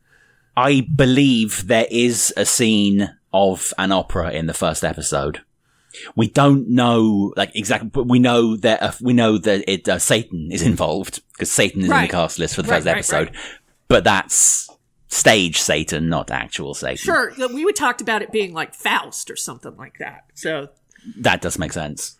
Ooh, which then, of course, the redemption of Dr. Faustus brings in ideas of kind of, are the Nevers themselves making devil's bargains? Like, is it sort of like, Puella Magi, Madoka Magica, where even if it was unbeknownst to them, if at some point the Touched had kind of made a wish to the universe that had been granted and that had given them their powers. Ooh. I need to think about this more. Is season 2 potentially already in the works? We've speculated that Joss might be writing the script for the Fantastic Four, but maybe the script he's working on is season 2 for the Nevers. As we all know, premium shows and networks write all their episodes ahead of time and then go off and film those episodes for the season. With the downtime, though, that all of Hollywood has found themselves in the midst of COVID-19 pandemic, is it possible that Joss is taking this time to get to work on the next season? And if not the second season, then maybe he is indeed writing a script for the Fantastic Four. Either way, I'm all about either option. I could definitely see Joss working on the rest of the season of the Nevers, just making sure everything is great. But I could also see him potentially just thinking of ideas for season 2. Because I feel like he'd want a writer's room to get different perspectives and see if different different things than he thinks of could happen for season 2, but I could definitely see him already laying some groundwork. Yeah, very much so. I wouldn't be surprised if I don't think he's going to be writing any actual scripts, but it would totally be kind of in character for him to be like sketching out the season arc, just getting the bits in place, working out who his big bad is when they're revealed, and then waiting for once it's all over, bring it to the room and have them all kind of work their magic with it. Exactly. I think we all know that Joss is a long arc writer. He arcs out for 2 to 3 seasons ahead of time, and then probably has a bigger overall, view in his mind of how things, like he said that he knew how Buffy was going to end at the beginning. So, wow. HBO historically, and Game of Thrones is an exception, usually runs about 5 seasons on their big premiere dramas. I've never seen one get canceled after 1 season. So I assume there will definitely be a season 2. I know Rome got it after season 3 when they didn't have the viewership they wanted. So I hope he's actually writing X-Men or Nova or another movie. Like, I hope he's doing that. Because I think Nevers probably season 2 is probably already greenlit. I'm pretty sure because they've got 5-year contracts, so I wouldn't be surprised if they're picked up for at least season 2 and 3. And that's a good point. And I feel like since he's been so in the Nevers world with them filming recently, he probably wants to just have his brain focus on something else. Because that kind of helps when you're working on something, is just to kind of be preoccupied. So I feel like a superhero script would be great. Or it could be something else, like something totally unrelated, which would also just be amazing. If we're going to be sharing our wild theories, we might as well bring it back round to topic.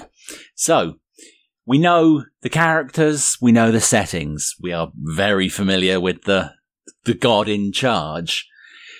Do we have any bubbling, fermenting ideas of what may possibly happen in the show itself? I have one theory that I would like to share with you now, and it kind of touches on something that you mentioned earlier, Heather. So far, we know Amalia True is the lead, and that's basically it. After that, we have nothing. So it's quite clear that her power is going to be something kind of big that's like it's going to be the sort of the inciting event that starts the season. My theory, I've mentioned it before, and I want to kind of double down now so it's in more than one place. If it happens, they'll know it was me. I think her power is she's not going to have a power herself. What she's going to be a power amplifier for the other characters. So when she's near one of the touched, their powers become stronger. So if you've got Rochelle Neal's bonfire character, she can kind of produce like a sort of beach ball sized flame on her own. But when she's next to the lead, when she's next to, not Penance, Amalia, she can shoot like frickin' dragon fire out. Or Desiree, who can make the people in her sort of in close proximity tell the truth. If when she's with Amalia, suddenly everyone in like the city has to tell the truth. Not only is that just a really fun power to work with, but it immediately makes her priority number 1 for every dastardly person in this. Like, suddenly every bad guy in the city absolutely needs her, because then their powers are amplified 1,000-fold. It makes her the core of the series without making her so OP that everything else becomes kind of throwaway and a bit bland. Very, very well thought out. I've been planning that one for a while. Taheg. So, Heather, do you have any theories? I do and don't. I don't have a theory for where the show is going on a big scale, but I'd have a theory that about how the relationships kind of work because of being so familiar with Joss's universes, right? The Whedonverse. So you have the group, the sorority of the touched, right? That are in an orphanage, and Lavinia Bidlow is the mother hen, the barn boss kind of. And I don't even know if they'll all show up at the same time. I feel like some of them will be there and some of them won't. I almost feel like maybe Amalia gets rescued by one of them and pulled into their world. Like she wasn't there before. I don't know. But then they're doing stuff that catches the attention of the crown and the Gray Men, which in turn gets Ben Chaplin involved in the police trying to figure out what's going on. Meanwhile, the Beggar King is wheeling and dealing and making deals, who also catches the attention of the detective. And then you've got Odium Purball, who we don't know what he's doing. I think Denis O'Hare is probably part of the Crown as their surgeon or something, but that would be a little bit Jack the Ripper-ish, so I'm not sure. But I think it's all going to be much like Joss tends to be, very puzzle pieces at the beginning, and then it all kind of, the 5th or 6th episode just comes together and it like blows your brain out of your head. But I mean, that's really just me trying to do detective work on how the relationships, everybody's connected.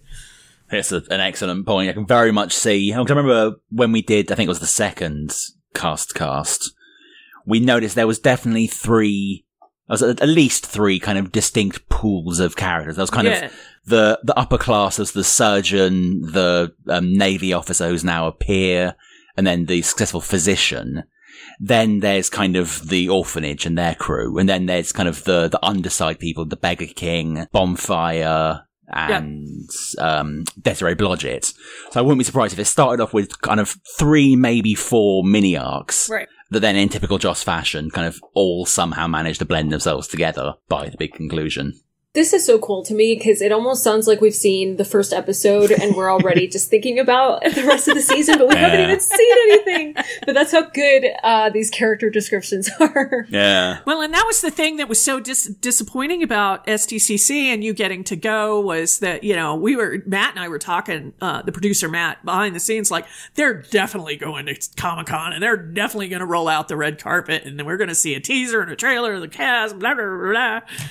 So, a power that I love that I didn't really mention, so it's not really a theory, but just a power that I absolutely am crazy about, is Mary Brighton. So, gentle but surprisingly resilient, Mary pursued her dream of singing on stage. A disappointing career and a broken engagement haven't diminished her spirit. She's going to be great. She's going to be very surprised how. So good. But as a singer, and Taheg and I have talked about this, like, I think it'd be kind of cool if her superpower was like something to do with singing or something. Like, that would be amazing. That is such a great idea. That would be amazing. Right? Didn't we spoke about this before, and the idea we all came to, which I thought was awesome, was what if she was kind of like a siren, where she sings, and when she sings, that makes people do what she sings them to do? That would tie into the theater thing, too, and the singing, and oh my god! So good. That reminded me of another one of the things. If you look at the characters in the descriptors, not necessarily the character, but also kind of the characters of the relations of the characters, there's a lot of stuff about voice. There's the lady that can sing, that has magical singing powers. There's the girl that talks possible gobbledygook. Desiree's son never talks. And there is definitely a kind of a vocal aspect to the touched. Yeah. Like, are they taking voices from people and giving them to others? Like, there's going to be something involving speech in the show. Yeah. That theory is not quite as well panned out as the power amplifier one, but the bones are there. Adding to that, I've noticed that there are some powers they've explored and other people they're not saying, like they're holding their cards on whether they have powers or not or what they are. I'm still really hoping that, initially I was hoping that Edmund Haig was going to have like life-giving powers. He's like a magic surgeon that can heal anyone. But then I thought, it seems a little too kind of. But he could. He could if it was more like Full Metal Alchemist, where there was a price. Oh, I'm always happy to get a bit of FMA in there. One of my all-time favorite series. Yes. Yeah. I mean, please. This brings me actually to the last point I wanted to make about theories. So one of my favorite tropes of anything of all time, and it's Joss Whedon's fault. Okay, maybe Dragon Ball Z's fault. Where a villain kind of gets into the main hero's group, not in like a permanent way, but just in like, I'm a villain and I hate you, but then towards the end of the season, now I'd like you guys. So I would personally love one of the villains to do that. Whether that be Lord Mason, the former general, or I mean, heck, Dr. Edmund Haig. Like, what if he starts off evil and then at the end he actually becomes a surgeon that could help them? Maybe. Yeah. Well, I'm 100% with you on that. The whole kind of frenemies thing. Yes. It's always a great character arc.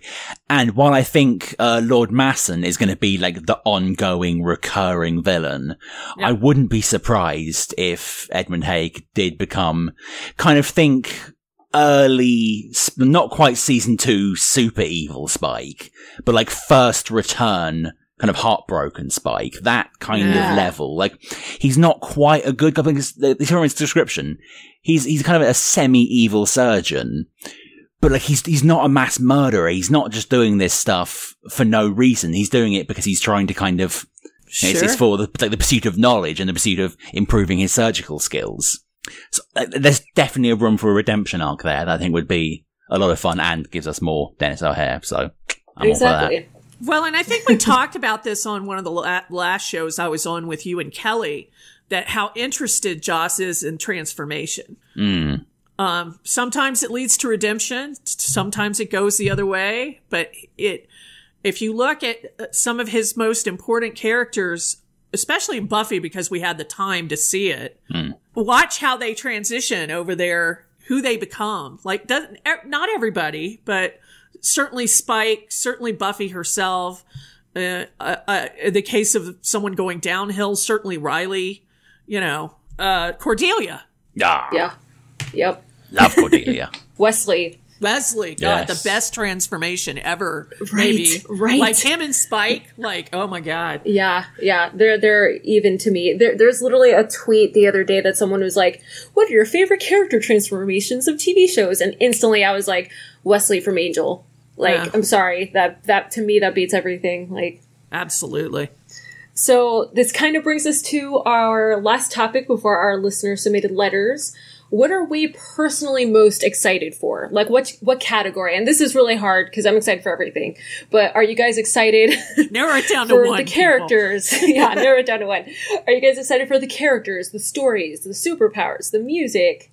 God, the production design, the writers? Like, what if you had to pick one? Oddly enough, I'm excited for all that. We all are. I'm excited for Doug Petrie for a particular reason, because him and Drew Goddard, to me, besides Joss, were my favorite writers from the Whedon verse and in their own projects. And they bring they come from the school of Joss, you can tell, but they have their own viewpoint. And Jane Espenson, I guess the friggin' writers. I've got to say, like, the thing that's getting me most excited for this show, other than that freaking interview, is there are very few writers. Like, it's become slightly more popular now, but I think that is just because of Buffy and his work with the sort of early Whedonverse shows. But there are very, very few writers that can do long-form story arcs like Joss Whedon. He's just one of the best ongoing dramatic writers that we've ever had working in television. And knowing that this time, not only does he have the scope to write what he wants, but he's also got, for once, a network that actually supports him and isn't gonna just can him after one frickin' season. Or mess with his formula, right? Exactly. Or mess with his formula. Like, he's literally been given an endless bag of money and a huge playground to play in and been told, come up with something amazing.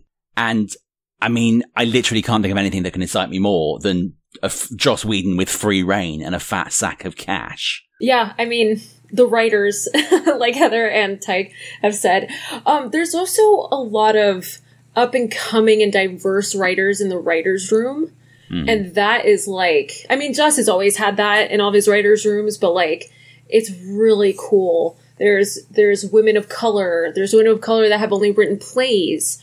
Laurie Penny is a huge feminist, usually writes books. There's these two Asian writers. I think one of them won this really prestigious screenwriting competition called Nickel that my sister and I have been in the top 50 for. Short little plug there. Nice. But obviously she's amazing. And then, Kevin Lau, I believe, is also... Kevin Lau is amazing. Yeah, he's also, I believe, a producer as well. So it's just it's just really cool to see those diverse voices. A lot of modern writers' rooms are trying to get people that haven't written TV, which is really interesting. And I'm just glad Joss did that. So you get completely different perspectives and point of views, because the showrunner could teach someone how to outline an episode, but he can't teach them their voice. And all these people obviously have voices. So I just can't wait to see how that goes with like Joss and Jane Spenson and Doug Petrie, just combining those two things. It's kind of a perfect storm of like amazing writing, amazing directors, amazing concept, amazing budget. It almost seems too good to be true. I'm kind of just waiting for the other shoe to drop. Taheg, COVID was the shoe. True. Yeah. Now we are going to wait longer. Okay, I believe that wraps up our topics for the evening. So now it's time to check in with all of you as we open up the Nevers mailbox. If you have a question, comment, delightful anecdote, anything Whedon related for us, tweet it to us at the Neverspodcast, the Nevers PODCST, or send us an email at theneverspodcast@gmail.com, and we'll be sure to read it in an upcoming episode. First off, hey, it's John from Melbourne. Hey, John. I just want to say that these past few episodes of yours are exactly what I've needed. With everything going on at the moment, it's really hard to escape what's happening as everyone seems to be talking about it. I know it's important because it's real life, but sometimes you just need some escapism and to have something to take your mind off it. Even if it's just for an hour or so, which I've been finding hard to do with other podcasts. You guys have touched on it slightly, but then you've moved on to business, which I've loved. Thanks for doing that, because it's a strange time we're going through, and we still need to be able to escape for a short while, and that's what you have provided. There's a reason why you're my favourite podcast, and this just adds bonus points. With everything shutting down, is HBO going to push back the premiere date for the Nevers, or do you think they've already filmed enough episodes to make their 2021 date? First things first. G'day, John, from Hope Everything's Going in Melbourne. I know Oz have handled this situation a lot better than most, so I hope you and all yours are safe. Secondly, thank you so much for saying we're your favourite podcast. It's always good to hear great feedback from our listeners. Moving on to the slightly more serious, I know we've slightly dwelled on COVID a little more this episode than we usually do, which sort of goes against your whole thing of, you just go over, it's fine. But we did actually, when everything kind of kicked off and it all looked a bit grim, we did have to kind of seriously consider if it was in good taste to keep making the podcast. But what we thought is that during this time, it's fairly tumultuous. What the world needs is a distraction. You know, we're not frontline workers. We can't be out there healing and saving people. What we can do is make sure that when they come home exhausted at the end of a day of being frickin' heroes, if we can do if we can give them 45 minutes where they can just switch off and relax and feel happy, you know, if we can give that to them, how can we not do that? So, you know, thank you to everyone out there that's saving us. And if we make it better for you, we are very proud to have done that. As for everything shutting down and pushing back the premiere date, I would hope not. I mean, judging by what Denis O'Hare said, they've got possibly 4, maybe even 5 episodes recorded. We don't know when in 2021 they're going to be releasing, but I think they will come out sometime in 2021. This may have pushed it back from Q2 to Q3, but I don't think they'll miss their 2021 release date, but they may not be as early in 2021 as we had first hoped. And I've just said 2021 far too many times. So I will now hand over to the others. Like, do you think they'll make the 2021 date? Yes. Only because if they had not filmed anything, I'd be a little skeptical, but hopefully they've filmed enough. The only thing that gets me is obviously there's going to be special effects. So I feel like the post-production is what's going to take a while. Yeah, maybe Q4.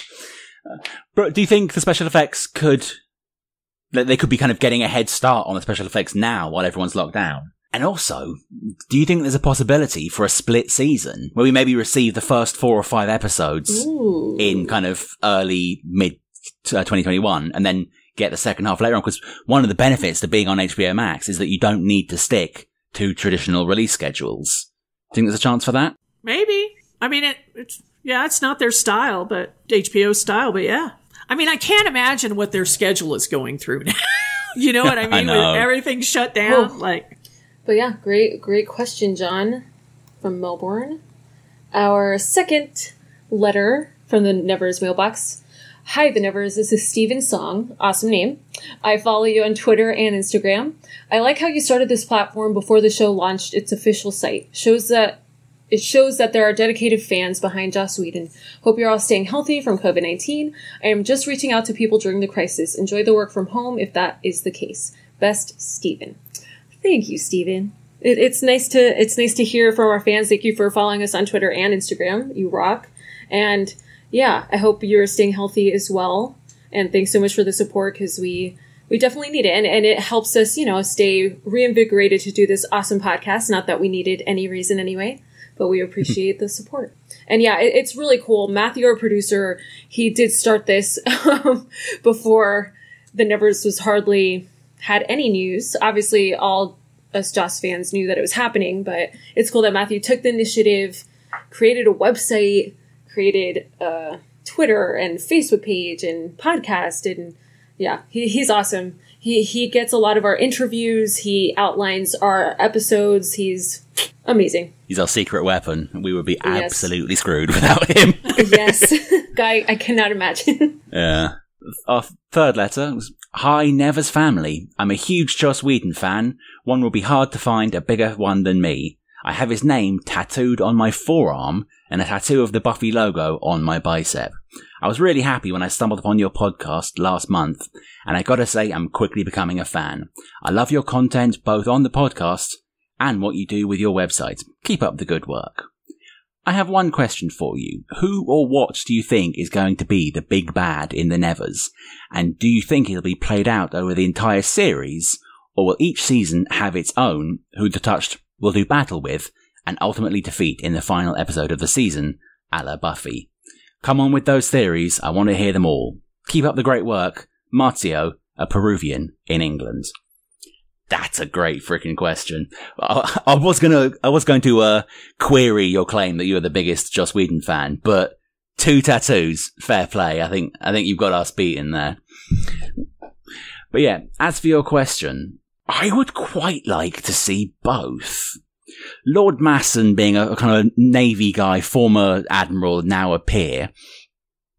I'd quite like him to be the kind of low-key, bubbling under the surface villain.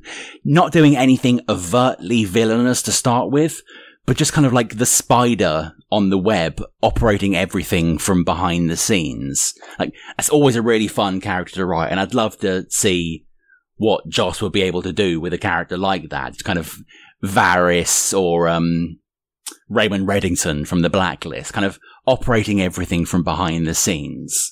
But then individually each season you'd have kind of maybe Edmund Haig or someone we don't know yet, frickin' Dracula, just crop up to be a figurehead we have to defeat. Because what I did love Buffy having kind of arc villains, I did really like that in Angel you had Wolfram and Hart, who were this ongoing villainous thread throughout the whole show.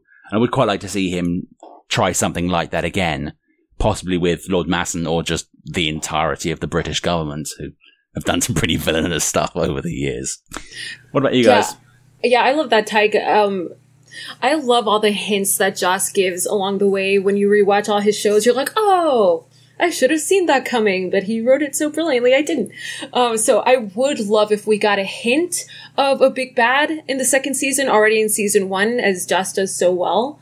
One of my favorites is the mayor in season 2 of Buffy towards the end. They mention the mayor and, oh, so good. So I love when characters die, but I hate it for many reasons. But one of them is sometimes it's the lazy way out. Sometimes writers can't think of anything else to do with characters. So I'm cool if bad guys never die. I love seeing, the long trajectory of someone's relationship, like Wolfram and Hart and Angel. Lindsay and Angel are great. Love them.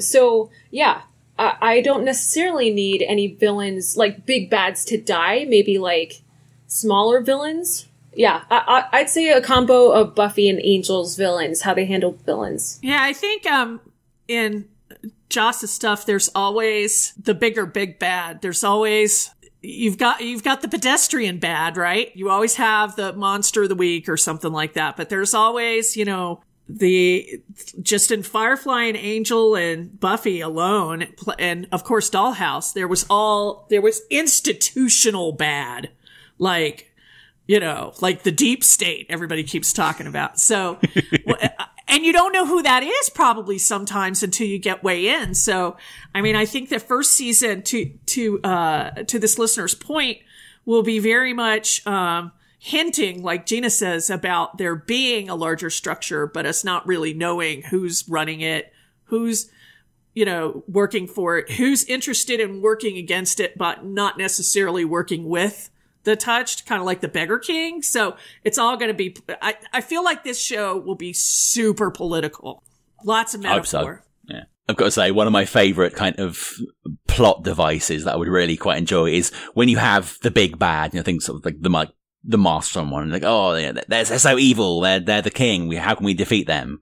And then you go through the season, and eventually you beat them and they fall. And then, yes, we defeated the evil. And there's a little post-credit scene where you just see that person kind of limping along like, oh, I'm sorry, master, I couldn't beat them. Like, oh, they were a minion all along. We thought they were the big bad, but they were just a mid-boss. Like, right. That's always good drama. I would definitely have something like that thrown in. Okay. Yeah. Thank you very much for that question, Matteo. That was a lot of fun, and I really can't wait to find out just how wrong all our theories have been. Absolutely. We're all going to be out to sea on everything. Yeah. Yeah. Revising back to point I, the thing I'm most looking forward to is just being absolutely surprised and confused when all our amazing theories turn out to be 1000% wrong, and Joss just gives us something surprising and amazing and just like that we never ever could have predicted. So yeah, I believe that's us done for the evening. It was a lot of fun diving deep back into the Nevers with you both. Do you have any final thoughts you'd like to put out now before we close everything down for the evening? Yeah. I've always been excited for the Nevers. I've always wanted Joss to do another TV show, as all of us have. Every time new news comes out, I've been more and more excited. But I definitely think after that Denis O'Hare interview, I'm 10,000 times more excited. And then even going through all of this again, I'm 10,000 times more excited again. So those are my closing thoughts. So many. I just want to say, and I've said it on our show, that since Buffy, I've been like, Joss needs to go to HBO. That is my dream. They will recognize his genius, and this is before the Avengers and everything, and they will give him his platform that he needs and the leeway he needs to make the show. And probably hyping myself completely out, but he had a lot of interference, not so much on Buffy as he did on the other shows that he was doing. But I feel like with the checkering off for the language, for the TV censors, for his actual way of doing things and his ideas, this could be the most epic show ever. And I'm so excited. Like when I've talked to you guys now for a while and we've rehashed all this stuff, I'm like, I don't know if I'll make it. Right. Literally. I want it now, Daddy. Like, the phrase gets thrown around a lot, quite often by myself, but I do have a feeling like this show could be Whedon's magnum opus. And given the quality of his work leading up to this, like, that should tell you how amazing this show is going to be. I just can't wait for it to be, like, bigger than Game of Thrones meets Breaking Bad, and then us just be like, we've been telling you this for 20 freaking years. Thanks for catching up to us in the 90s. But thank you so much for joining us this evening, Heather. As always, you were an absolute pleasure to talk to. You've mentioned it briefly, but do you want to just fill us in on your podcast and what you've been up to? So, I have 2 podcasts. The one I wanted to plug is the podcast, Never's Podcast that is not this podcast. We, only have 6 episodes out. We're taking a little bit of a hiatus right now, actually, but we'll be back at it, hopefully, when we straighten our schedules out. We are theneverscast.com. For our website, we're on Apple, we're on Google Podcasts, we're on Spotify, YouTube, or you can email us at info@neverscast.com. You can find us on Apple Podcasts, Spotify, Google Podcasts, SoundCloud, and YouTube. Remember to hit that bell and subscribe. For more Nevers-related content, you can find us on Facebook, Twitter, and Instagram at HBO The Nevers. The website is hbothenevers.com, and you can comment or question at theneverspodcast@gmail.com. Gina, thanks for coming along again today. Would you like to do your shout-outs now? Yes. Feel free to follow me on Twitter, Gina Gemini, Gemeni, and I'm also that on Instagram as well.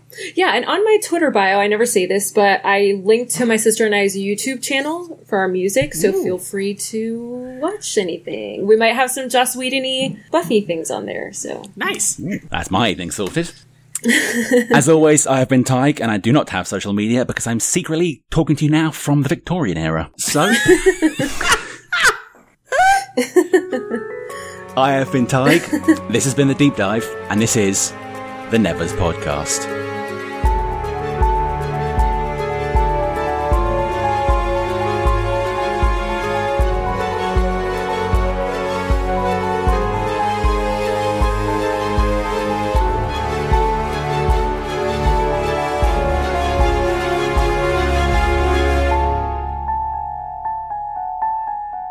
And we're out. Okay. That was Now really to- long. Yeah, that one went a bit. Sorry, Matt, you're going to hell of a job Matt. editing this. You can't add me to your podcast. I make them an hour longer. This episode of the Nevers Podcast was written, researched, produced, and edited by Matthew Yamanashi at Culture Inject Studios. The intro and outro music was produced by Guilherme Moraes. We are more than just a podcast. We're a fan community. You can keep up to date on the Nevers and chat with other fans by visiting hbothenevers.com. You can also follow us on Facebook, Twitter, Instagram, and YouTube. Just search HBO The Nevers, all one word, and click that follow button. The Nevers Podcast is not endorsed by Mutant Enemy, Warner Media Entertainment, or any of its subsidiaries, including Home Box Office, HBO, and is intended for entertainment and educational purposes only. The Nevers and all names, pictures, and audio clips are registered trademarks and or copyrights of their respective copyright holders. They're coming. Are you ready? Do you have any final thoughts you'd like to put out now before we close everything down for the evening?